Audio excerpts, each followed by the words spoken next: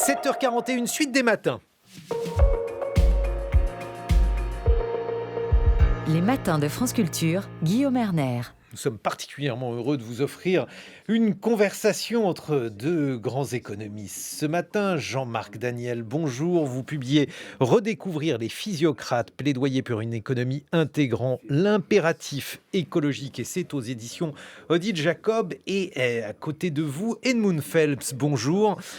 Edmund Phelps, vous êtes prix Nobel d'économie, vous êtes un économiste humaniste, c'est-à-dire que vous êtes l'un des héritiers de cette tradition de l'économie politique avec une réflexion intellectuelle, matinée de références artistiques d'ailleurs, parce que vous aimez beaucoup la musique, la peinture. Votre dernier ouvrage est intitulé « Mon voyage dans les théories économiques ». C'est aussi chez Odile Jacob, on ne l'a pas fait exprès. Edmund Phelps, il y a d'abord eu une bonne nouvelle dans la revue de presse internationale, puisque le spectre d'un défaut de paiement aux États-Unis s'éloigne un peu plus. J'aimerais avoir votre commentaire à ce sujet, un commentaire traduit par votre voix française, Robert Wolfenstein, que je salue également. C'est une excellente nouvelle que la Chambre des représentants américaine ait décidé de promulguer cette législation, ce projet de loi. Il faut encore que le Sénat confirme. Les espoirs sont permis quand même que cette loi passera sans problème. Est-ce que ça veut dire qu'il y a un clivage important entre les républicains et les démocrates aux États-Unis? Et vous aussi, je vais vous poser une question un peu indiscrète, Edmund Phelps, de quel côté vous situez-vous? Les républicains ont pris un certain plaisir à rendre la vie compliquée aux démocrates à la Maison-Blanche. Pour autant, il faut quand même espérer que... les républicains, quand même, adopteront la législation proposée. Dois-je en déduire que vous êtes plutôt démocrate?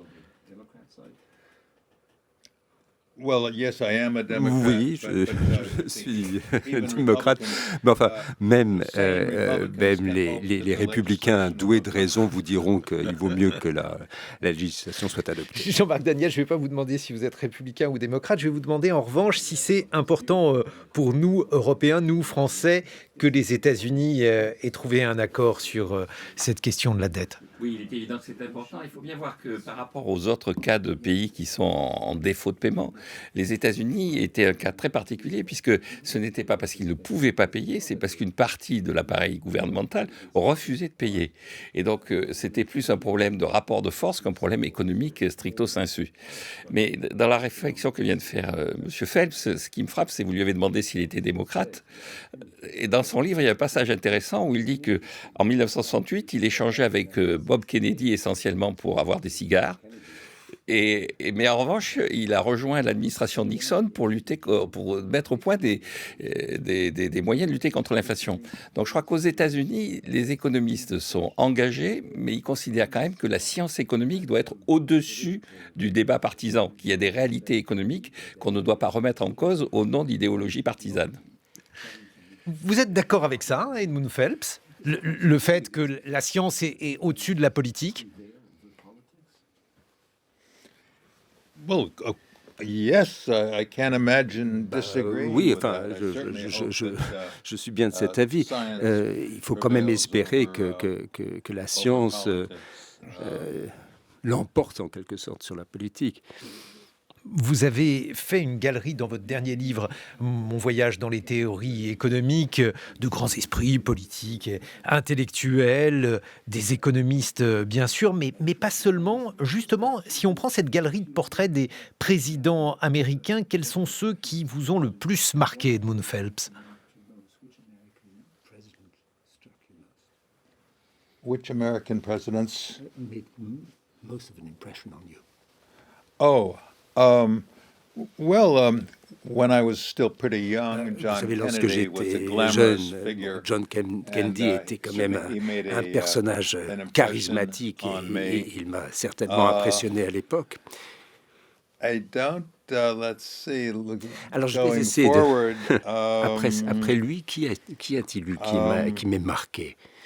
I don't see that I was particularly Vous savez, impressed je n'ai by pas été any, particulièrement any marqué American, president. par d'autres présidents américains. I think the Je dirais peut-être present, que president le président in actuel, America is a shrewd, Joe Biden, disons, un politicien person avisé, and, un homme he has assez... been able to Il a maneuver été assez rusé. his way Il a through, réussi à manœuvrer, a welter of problems, gérer, à surprisingly naviguer à travers well, I toutes think. sortes de problèmes. Il s'en est fort bien sorti, je trouve. La dernière fois que je vous ai entendu sur France Culture, Edmund Phelps, c'était en 2017. Vous étiez venu à l'invitation de Bercy. Vous aviez évoqué ce président nouvellement élu, Emmanuel Macron. Il n'y a jamais eu autant d'Américains en France. On en croise partout, dans la vallée de la Loire, à Paris. Il y a une véritable américanisation de nos rues. Est-ce que vous pouvez nous dire qu'est-ce que les Américains apprécient en France et au-delà de cela, quel est le regard que vous portez sur notre pays, Edmund Phelps?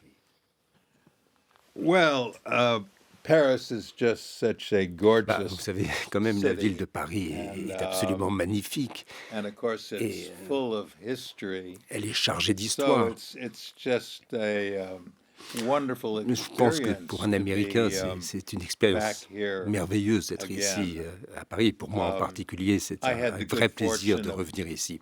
coming J'ai here eu for la chance several de summers, me rendre ici à plusieurs occasions, plusieurs étés de suite, a few decades il y a ago, de cela quand même quelques And, dizaines d'années.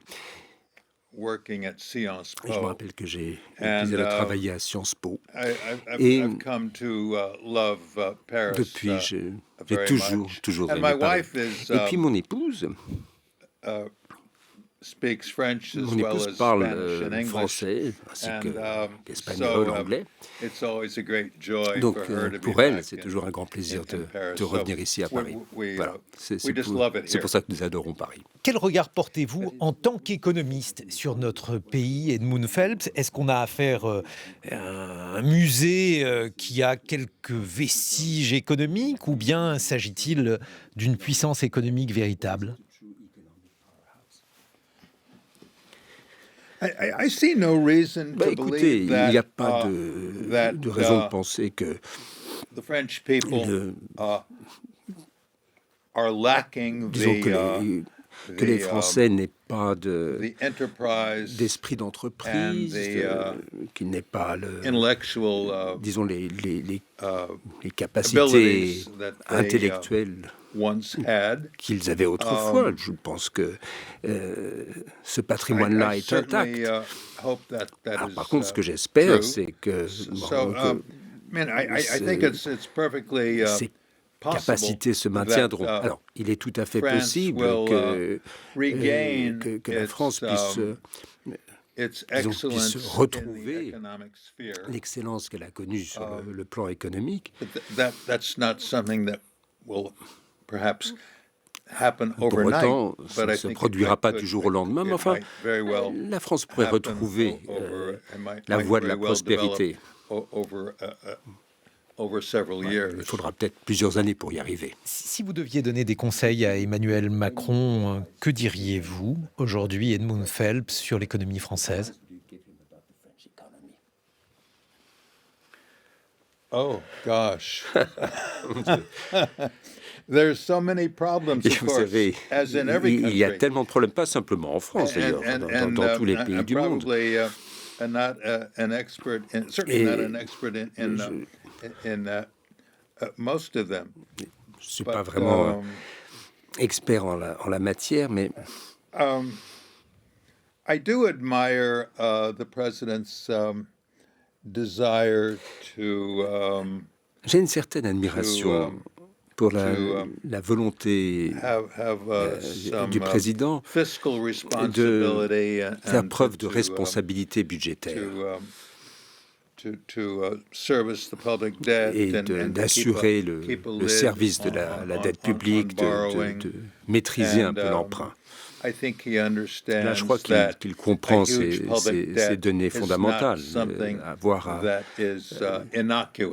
une dette excessive ne va pas sans problème, cela entraîne des coûts.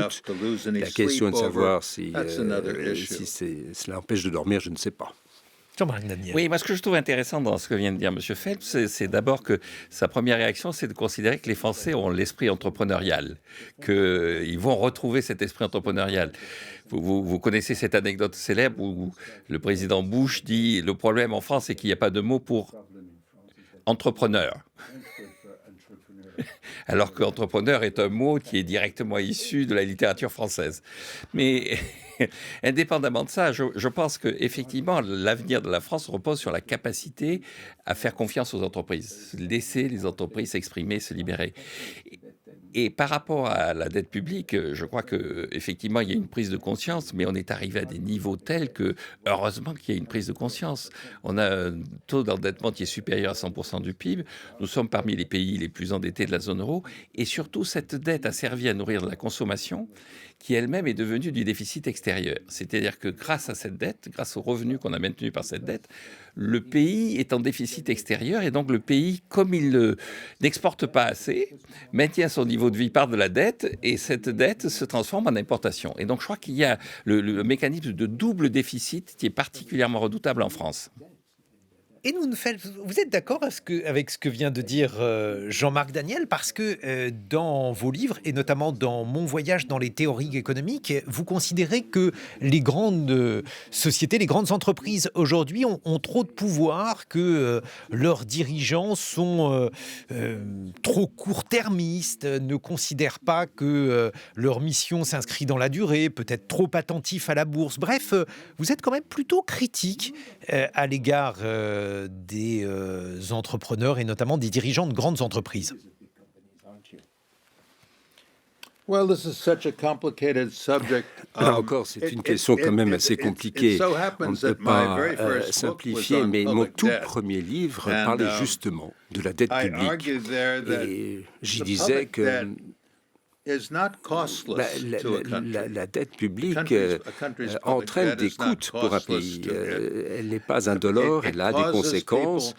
Et en particulier, on a l'impression un peu imaginaire d'être plus riche que ce que l'on est. Cela entraîne des dépenses excessives et, à contrario, des investissements insuffisants. Parce qu'il y a trop de dettes, il n'y a pas assez de création de capital, il n'y a pas de stock de capital qui se constitue. Ça, c'est une mauvaise chose. Le surendettement entraîne ses conséquences à long terme. À court terme, peut-être pas, mais à long terme, le surendettement aboutirait à une situation où la France ne serait plus en mesure d'assurer la croissance de son stock de capital, et ce, pendant peut-être une dizaine d'années. Et ça, évidemment, ce ne serait pas une bonne chose. Votre regard sur les grandes entreprises, sur la manière dont elles sont gérées, vous allez me dire que c'est une question compliquée, mais quand on a une question compliquée, justement, on la pose à un prix Nobel d'économie, Edmund Phelps. Nobel Prize winner. So you take on big companies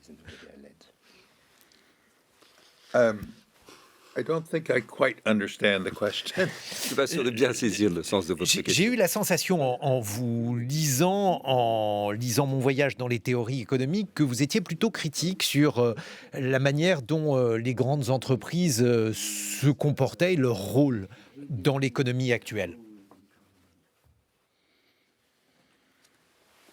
Well, I suppose we could agree that je pense que corporations are nous pouvons dire que c'est vrai que les grandes entreprises ont tendance à être court-termistes. Elles ne s'intéressent pas suffisamment aux considérations du long terme. Je crois qu'on peut s'accorder là-dessus. Jean-Marc Daniel, vous considérez dans votre dernier livre que les physiocrates, autrement dit les classiques en matière d'économie, peuvent nous aider justement à repenser l'économie actuelle avec les problèmes actuels, notamment la question écologique, une question qui est souvent considérée comme oubliée par les grandes entreprises. Oui, je pense qu'il y a deux leçons à retenir de la théorie des physiocrates, qui étaient les économistes français du XVIIIe siècle. Bon, vous pouvez nous donner le nom de quelques-uns Alors, d'entre eux. le personnage de référence, c'est François Quesnay, qui était très introduit dans la cour, puisqu'il était au départ le chirurgien barbier de Louis XV, donc il le voyait tous les jours pour le raser. Et puis, vous avez parmi les personnages quelqu'un qui est Dupont de Nemours, qui sera ensuite le fondateur de la célèbre entreprise chimique américaine. Et puis, vous avez plus ou moins rattaché à eux Turgot, qui a été un des grands réformateurs de l'économie française au XVIIIe siècle. Et dans leurs idées, il y a deux idées qui me paraissent très importantes. La première, c'est qu'il existe un ordre naturel et que l'homme ne peut pas construire sa richesse contre la nature. Il doit comprendre la nature, s'adapter à la nature, comprendre que la source d'énergie privilégiée, c'est le soleil, et essayer d'utiliser au mieux le soleil. Et la deuxième idée, c'est que l'homme est conduit dans ses choix s'il se sent en adversité, en défi. Et donc, le véritable enjeu, c'est de construire une société concurrentielle, qui respecte la propriété privée, mais qui assoit la régulation sur la concurrence. Et d'ailleurs, Dupont de Nemours, justement, a fait un très beau texte pour expliquer que la concurrence, c'est l'alpha et l'oméga de ce que l'on doit faire en matière de politique économique, ce qui rejoint un peu votre question sur les grandes entreprises. Ce qui pousse les entreprises, normalement, à agir dans le sens du long terme, c'est de se dire que si elles ne le font pas, leurs concurrents vont reprendre leur place et vont accaparer les marchés à leur place. Mais alors, aujourd'hui, justement, après avoir considéré que la concurrence devait être libérée de manière à libérer l'économie de ses entraves, on revient un peu là-dessus. Jean-Marc Daniel, on considère que la souveraineté économique, c'est important aussi, et que s'il n'y a pas de régulation, eh bien les choses ne peuvent pas bien aller. Certains considèrent ça, mais je pense qu'un des enjeux sur le climat, c'est de donner un prix au carbone. Donc, au travers de la taxe carbone, il y a quelqu'un qui a eu le prix Nobel, comme M. Phelps, qui est William Nordos, qui a eu le prix Nobel sur un livre qui s'appelle en français le casino climatique, où il dit bien que derrière toutes ces idées un peu confuses, la bonne utilisation économique, le bon outil économique, ça doit être le prix, et le prix défini par rapport à un prix du carbone, lui-même orienté par une taxe. Donc vous êtes favorable à cette vision des choses plus que par exemple, je ne sais pas, un prélèvement, par exemple un impôt sur la fortune climatique? Non, là je pense que c'est une mauvaise idée, d'autant plus que ça serait revenir sur l'annulation de l'ISF qui avait été un des éléments clés de du premier mandat d'Emmanuel Macron, et je pense que ce serait sur le plan politique à la fois maladroit et probablement même assez impopulaire en fait. On va poser cette question dans quelques instants à Edmund Phelps, qui est... Vous avez une taxe sur les émissions de carbone en soi, si vous me permettez d'intervenir. À mon sens, c'est une chose souhaitable. Je crois que ça tombe sous le sens même. La question ne se poserait, à mon sens, la question ne se pose pas. Mais justement, on n'a pas réussi à fiscaliser suffisamment les émissions de carbone. On va continuer d'en parler. Ou les actions néfastes des entreprises qui entraînent des coûts pour l'environnement. Edmund Phelps, prix Nobel d'économie, vous publiez Mon voyage dans les théories économiques. Jean-Marc Daniel, redécouvrir les physiocrates, plaidoyer pour une économie intégrant l'impératif écologique. 2 livres chez Odile Jacob. On se retrouve dans une vingtaine de minutes. Il est 8h sur France Culture. 7h, 9h. Les matins de France Culture. Guillaume Erner. 2 économistes qui s'interrogent, qui réfléchissent sur la science économique, son histoire, son utilité. Jean-Marc Daniel, donc, redécouvrir les physiocrates, plaidoyer pour une économie intégrant l'impératif écologique, et un prix Nobel d'économie, Edmund Phelps, Mon voyage dans les théories économiques aux éditions Odile Jacob. Dans ce voyage, on découvre beaucoup d'économistes actuels ou bien passés, actuels, Amartya Sen par exemple, qui était au matin il y a quelques semaines. Un économiste dont il est souvent question dans le débat politique, Schumpeter, dont la théorie vulgarisée, peut-être vulgarisée à outrance, évoque l'innovation-destruction, le fait qu'il est normal que la modernisation de certains processus détruise des emplois pour en créer d'autres. Justement, quelle est votre vision, Edmund Phelps, de Schumpeter? Yes, Schumpeter was a pernicious figure. Eh bien, pour moi, economic thinking. Schumpeter I était regret comme un to personnage plutôt néfaste dans la théorie économique. Enfin, c'est my mon point de book, vue, je le regrette peut-être. Dans mon My ouvrage, Journeys in Economic Theory mes voyages dans les consists of two théories journeys. économiques, en fait, The first journey divisent en was deux parcours, deux an voyages. exploration of Le the premier, importance of c'était the une exploration de expectations of business l'importance people des in attentes their setting of wages des hommes and the d'entreprise, setting dans la définition and in their price des salaires, setting. dans la fixation des prix.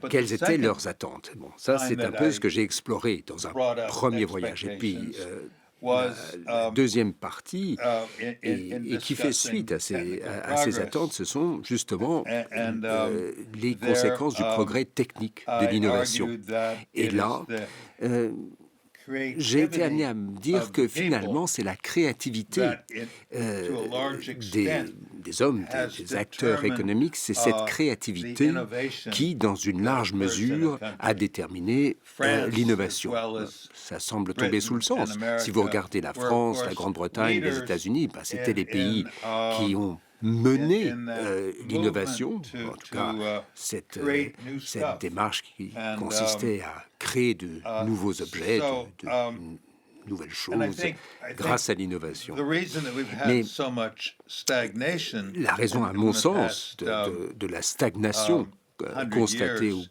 depuis une is centaine that, d'années, stagnation économique, these c'est lead que countries finalement ces have pays qui menaient le lost, monde, ils ont, some dans of une their, certaine mesure, zeal, perdu une partie some of their du desire, zèle dont ils faisaient to preuve, create stuff. du désir And, qui était les leurs de until créer de nouvelles choses. These nations Et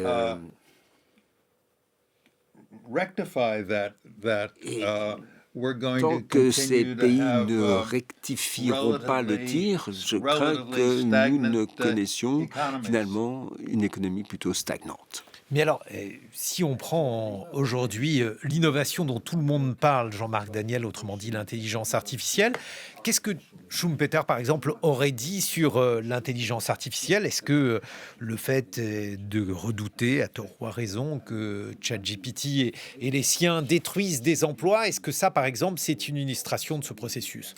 Ah oui, tout à fait. C'est-à-dire qu'effectivement, l'intelligence artificielle est en train de... About Schumpeter, Si vous me permettez, Oui, allez-y. s'agissant de Schumpeter, about Schumpeter, I think the most important je thing crois to que quand même, say ce qu'il faut was he dire was à ce profoundly sujet, wrong. c'est qu'il avait fondamentalement He believed tort, that- parce que that il pensait que come from qu'il pensait que scientists l'innovation and explorers. est and- le produit du travail des explorateurs, companies have to des do scientifiques, is et make la seule chose que les clear, entreprises aient à obvious, faire, c'est finalement de All it has to do is make use tirer of parti these, de discoveries. ces découvertes. Today, I think Et anybody justement, who has aujourd'hui, any business sense would, n'importe qui avec un understand minimum that de an sens des awful affaires lot of, vous dira que innovation comes from l'innovation, dans une the large minds of mesure, people in vient businesses. des esprits des And hommes d'entreprise, justement, et non pas des external, des sources extérieures, ces to the economy. forces extérieures à l'économie. Jean-Marc Daniel. Oui, je pense que Schumpeter, d'abord, aurait approuvé l'intelligence artificielle et il aurait interprété les oppositions comme les oppositions traditionnelles qu'il y a eu à toutes les formes de progrès technique. Quand est apparu le progrès technique au XVIIIe siècle, les gens dont l'emploi était menacé, c'était les chevaux. et donc se sont assez peu révoltés. Mais dès le 19e siècle, ça a été les ouvriers, notamment les ouvriers du textile, et ils se sont révoltés. C'est ce qu'on appelle le mouvement luddite, avec un soutien mondain, c'est-à-dire que Byron soutenait les luddites.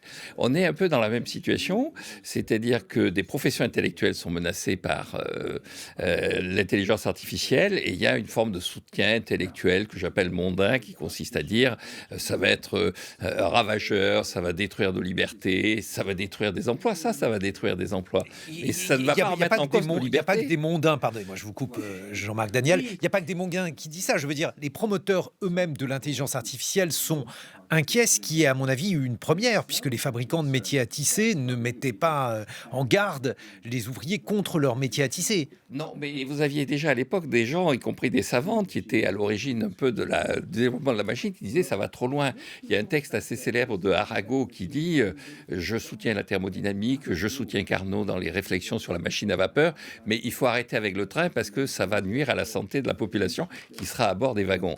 Et c'est Lamartine, qui était le poète plutôt, qui a dit mais pas du tout, allons-y, mettons les gens dans les wagons, puis on verra ce qui se passe. Donc il y a toujours eu une forme d'opposition. Il ne faut pas se faire d'illusions. Cette opposition, je maintiens, est assez conservatrice. Elle est basée sur l'idée qu'il faut préserver les emplois tels qu'ils sont et que le progrès technique détruit des emplois. Or, le progrès technique, in fine, a modifié la nature des emplois, mais n'a pas détruit des emplois. Il a modifié l'utilisation du travail et pas la quantité de travail. Il a modifié la forme d'organisation du travail. Mais est-ce qu'on en est sûr ou est-ce que ça n'est pas un acte de foi, Jean-Marc Daniel? Je veux dire, jusqu'à présent, les choses se sont relativement bien passées, les emplois ont été redéployés. Est-ce que ça ne serait pas la foi ultime? Peut-être que cette fois-ci, c'est bon, vous et moi, on va se retrouver au chômage remplacés par des machines. Je pense que vous et moi sommes les plus menacés. C'est-à-dire que C'est pour ça que j'en parle. Les métiers Je ne voulais pas vous alerter. Mais... Les métiers qui sont les plus concernés, effectivement, c'est l'enseignement, c'est la transmission d'informations, c'est les avocats qui traitent de l'information, c'est les médecins qui traitent de l'information. C'est tous les métiers qui, à un moment donné, sont appelés à traiter de l'information. Mais une des conséquences, ça va être aussi la baisse de la durée du temps de travail pour l'ensemble de la population. Sous la monarchie de Juillet, au 19e siècle, on travaillait 3200 heures par an en France.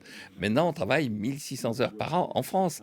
Donc, il y a aussi une amélioration du bien-être et de la qualité de vie qui se mesure non seulement en termes de consommation, mais aussi en termes de temps libre. Donc je crois qu'on voit la destruction, pour revenir sur l'expression de Schumpeter, mais il ne faudra pas oublier la création.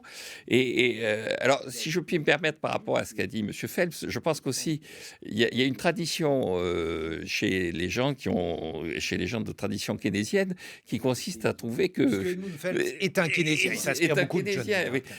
Keynes, Schumpeter avait dit beaucoup de mal de Keynes, et donc je crois qu'il y avait entre les deux hommes aussi une espèce d'opposition qui était une opposition assez tranchée sur le plan effectivement théorique et aussi sur le plan humain. Et je crois qu'il y a une partie de ça qui rebondit aussi dans l'appréciation que l'on fait en ce moment de Schumpeter.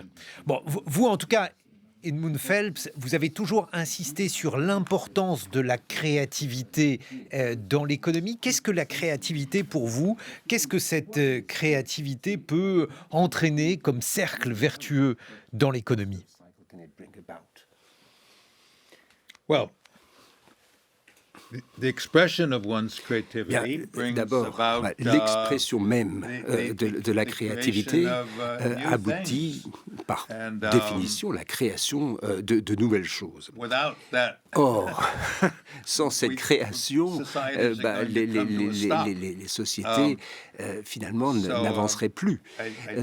Donc, je crois que c'est une évidence. Je dirais même que, disons, j'ose espérer que nous assisterons à une reprise de cette expression de la créativité, parce que nous venons de connaître 100 ans pratiquement de stagnation, où la plupart des gens n'ont même pas rêvé d'exprimer leur créativité. Alors, l'une des choses que l'on pourrait espérer, que l'on pourrait même attendre, en tout cas au prochain siècle, disons, c'est qu'il y a ce réveil et que l'on commence à nouveau à se servir de sa créativité pour créer de nouvelles choses. Mais Edmund Phelps, c'est quand même étonnant ce que vous dites, parce que j'ai appris dans vos livres, notamment dans La prospérité de masse, qu'il y avait eu des périodes dans l'histoire du monde où la créativité ne s'était pas traduite en économie. Vous dites par exemple, entre 1500 et 1800, il y a eu relativement peu de progrès techniques. Et puis, à contrario, les 100 dernières années, elles ont été marquées par de nombreuses innovations. Alors comment articuler ces deux choses-là? Well, that was the golden the period Mais ça, period from about la 1870 période qui to va about de 1970 1870 à 1970, ces 100 années-là, c'était l'âge d'or de l'Occident. and after Mais 1970 après 1970, qu'est-ce que l'on voit? a tremendous decline of Un innovation recul, un ralentissement spectaculaire de l'innovation in Britain en Amérique, and, en in Grande-Bretagne France. et ici And, aussi en France. And we want it's important for societies to get that back. Il est and essentiel que les sociétés reviennent à cette créativité regain their expression of their et qu'elles innate, retrouvent justement creativity. l'expression de cette In créativité. order to have Et ce, pour exciting lives pouvoir mener and des vies un peu plus rewarding work. passionnantes, un travail un peu plus And, gratifiant. I don't think it matters so much Alors, à mon sens, what's going on in some au fond, esoteric parts peu of the importe economy. ce qui What se passe is dans really des important is quartiers reculés, si that, vous voulez, de working l'économie. people Ce qui compte, throughout the c'est economy que get a ceux qui chance travaillent, to ceux qui express construisent their, l'économie puissent talents à leur tour and exprimer leur talent et leur créativité. C'est très contre-intuitif ce que vous dites, puisque depuis 1970, toute une série d'objets qui ont bouleversé notre vie et qui nous entourent, téléphone portable, ordinateur, micro-ordinateur en tout cas, tous ces objets ont... turned up in the Ah, GDP. mais ça ne s'est pas traduit en croissance du PIB, ces inventions. On that measure, Et, there's not been much et going de on. ce point de vue-là, il ne s'est pas passé grand-chose. Qu'est-ce que vous en pensez, Jean-Marc Daniel? Oui, alors d'abord, je suis un peu surpris du pensée radical fait à Schumpeter, parce que quand même, destruction créatrice, on retrouve le mot créativité, création dans Schumpeter, et la stagnation, c'est... We can't be too harsh on Schumpeter. On ne saurait être trop dur contre Schumpeter. Je sens bien, oui. Alors que l'expression de stagnation séculaire, c'est Hansen qui a lancé l'expression, qui est un très grand économiste américain, qui est le vrai disciple de Keynes aux États-Unis, qui est le véritable concepteur, à mon avis, de ce qu'a été le keynésianisme, et notamment dans sa version américaine. Donc, Schumpeter, je comprends il puisse paraître agaçant, mais il y a quand même des choses importantes dans cette idée, justement, du progrès technique, de l'innovation, de la marche en avant, du fait qu'une société, par ses entrepreneurs et par les décisions qu'ils prennent, progresse vers davantage de production et d'efficacité et de productivité. Et au-delà de ça, Jean-Marc Daniel, je crois que c'est un débat important chez les économistes de savoir où se situent les traces de l'informatisation de la société, notamment en matière de gains de productivité. Un économiste du nom de Robert Solow avait expliqué qu'il y avait là un paradoxe, c'est-à-dire il voyait se multiplier les ordinateurs, mais pas les traces ou les conséquences des ordinateurs dans l'économie. Aujourd'hui, où en est-on? Que sait-on sur les gains de productivité apportés par l'ordinateur? Et justement, c'est un des problèmes du moment, c'est qu'il y a beaucoup de travaux sur ce sujet, à la fois théoriques et pratiques, et on n'arrive pas à voir les gains de productivité, et la productivité globale des grandes économies du G7 est plutôt en train de stagner, voire dans certains pays de reculer. Il y a des dernières statistiques sur l'Italie qui montrent qu'en Italie, la productivité est en train de reculer. Et personne n'arrive vraiment à comprendre. Il y a des gens qui disent, écoutez, c'est aux économistes de nous expliquer ce qui se passe. Il y a des gens qui disent c'est aux statisticiens de vérifier qu'ils mesurent bien ce qui se passe. Et puis, c'est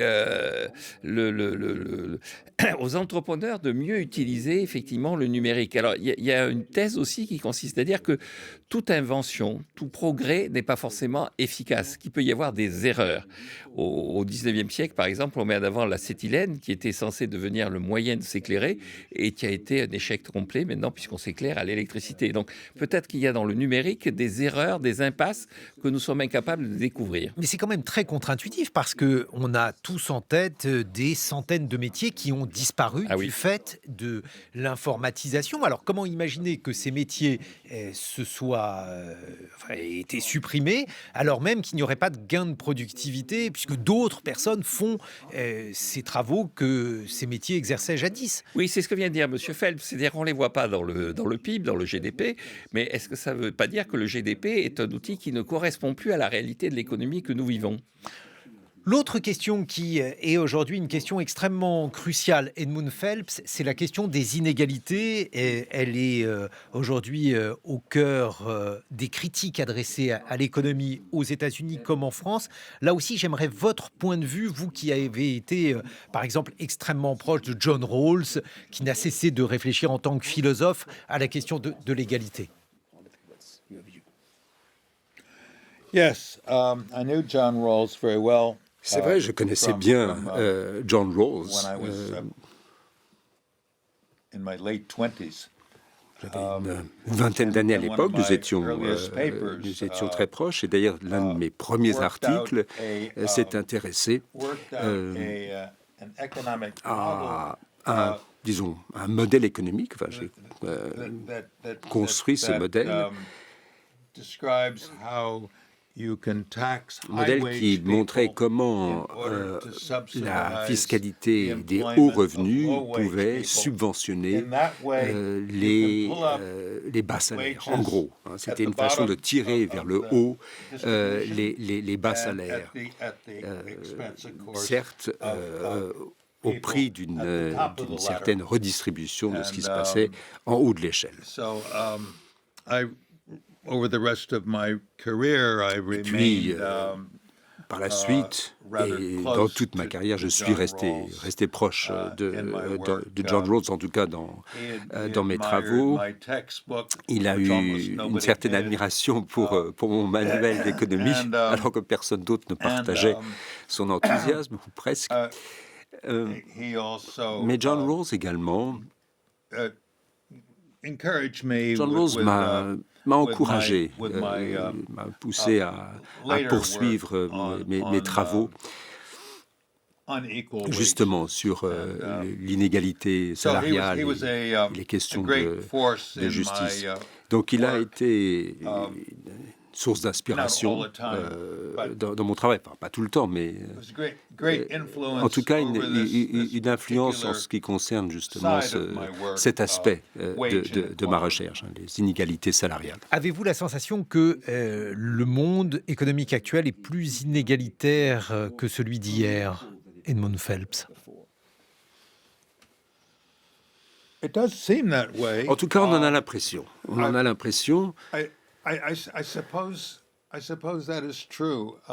Et c'est probablement vrai. En tout cas, si on voit l'écart entre le haut de l'échelle et le bas de l'échelle, cet écart s'est creusé.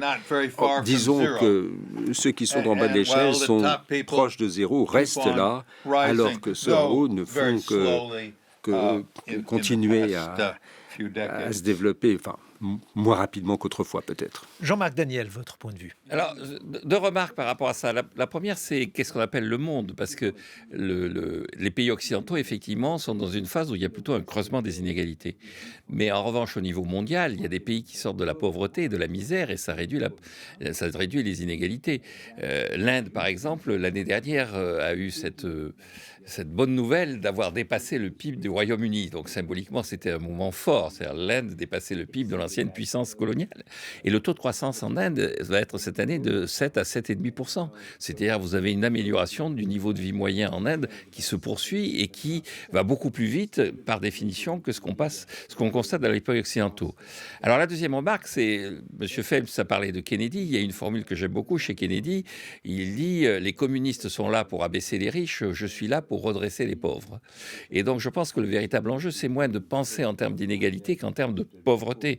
c'était toutes les mesures qui avaient été prises dans les années 60, c'était d'apporter effectivement des services publics, The Great Society, la Great Society de Johnson, qui était l'héritage de Kennedy, c'était effectivement d'aider les pauvres. Et je crois qu'une véritable politique doit être de lutter contre la pauvreté, de garder des services aux gens les plus défavorisés, plutôt que de s'obséder sur les inégalités en tant que telles. Merci à tous les deux. Merci à vous, Jean-Marc Daniel. Redécouvrir les physiocrates, plaidoyer pour une économie intégrant l'impératif écologique aux éditions Odile Jacob. Et merci à vous, Edmund Phelps, prix Nobel d'économie. Mon voyage dans les théories économiques, également chez Odile Jacob. Merci aussi à Robert Wolfenstein, qui a été votre voix dans ce studio. On se retrouve dans quelques secondes. Ce sera la suite des matins sur France Culture avec le point sur l'actualité, le 8h45.